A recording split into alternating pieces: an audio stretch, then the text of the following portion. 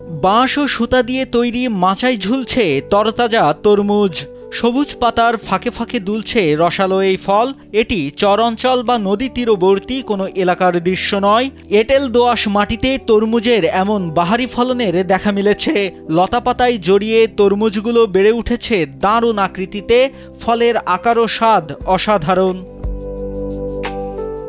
Mulching পদ্ধতিতে গ্রীষ্মকালীন এই তরমুজের আবাদ করেছেন কৃষক আব্দুর রহিম। 52 শতক জমিতে 11টি মাচায় এখন ঝুলছে তার স্বপ্ন। পরিবেশ বান্ধব নেট দিয়ে তরমুজগুলো মাচায় বেঁধে রাখা হয়েছে যেন তা ছিঁড়ে মাটিতে পড়ে না যায়। নিন মজাদার গোলমার্ক পপ, কুড়মুড়ে বাইটে ফুরফুরে লাইফ। তরমুজের জমিতে কৃষক আব্দুর রহিম প্রতিনিয়ত করেন পরিচর্যা। পেয়েছেন ভালো ফলনও, অল্প দিনে পেয়েছেন ভালো মুনাফা। তরমুজ আবাদ করার পরে ইনশাল্লাহ এখন ফলনও ভালোই, অল্প দিনে মনে করেন যে ভালো একটা মুনাফা হচ্ছে। এবার মনে করেন যে আমার 40,000 টাকা খরচ হয়েছে, আমি 1,20,000 টাকা 25,000 টাকা বিক্রি করছি। এই জন্য আমি আরও চাষিদের, আমার আশেপাশে যাদের আছে তাদের আমি পরামর্শ দেব। ঝিনাইদহ সদর উপজেলার হলিধানি গ্রামের আব্দুর রহিমের মাচায় প্রায় 2,500 পিস তরমুজ ধরেছে। তার দারুণ সফলতা দেখে এখন এলাকার অনেক কৃষক আগ্রহ দেখাচ্ছেন তরমুজ চাষে। তরমুজ আবাদ এখানে আমার চাষা করছে 2 মাস 10 দিনে ভালো আবাদ লাভবান হয়।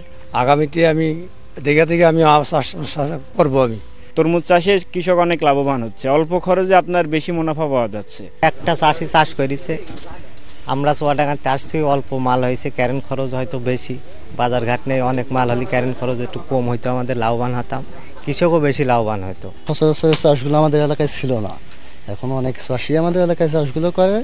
আমরা ব্যাপারীরাও কিছুটা লাভবান হয়, চাষিও লাভবান আছে।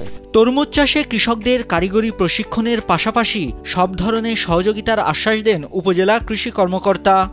আমাদের যারা নতুন উদ্যোক্তা, যারা কৃষি পেশায় আসতে চায়, তাদের উদ্দেশ্যে আমরা বলতে চাই যে নতুন এই ধরনের প্রযুক্তি যদি তারা গ্রহণ করে তাহলে তারা লাভবান হতে পারবে। তো আমরা আশাবাদী এবং আমরা এবার কৃষকদের মাঝে যে সাড়া দেখতে পাচ্ছি যে আগামীতে এর আরও আবাদ বৃদ্ধি পাবে এবং সেক্ষেত্রে প্রয়োজনীয় যে সকল কারিগরি তথ্য এবং পরামর্শ প্রয়োজন, বীজের উৎস, কিভাবে মালচিং করতে হয় এ ব্যাপারে, এবং যদি সম্ভব হয় আমরা উপকরণ দিয়েও আমরা কৃষকদেরকে সহায়তা করতে পারবো। 52 শতক জমিতে এই তরমুজের চাষ হয়েছে। চারা রোপণের 75 দিন পর থেকে এই ফল হারভেস্ট করা যাবে।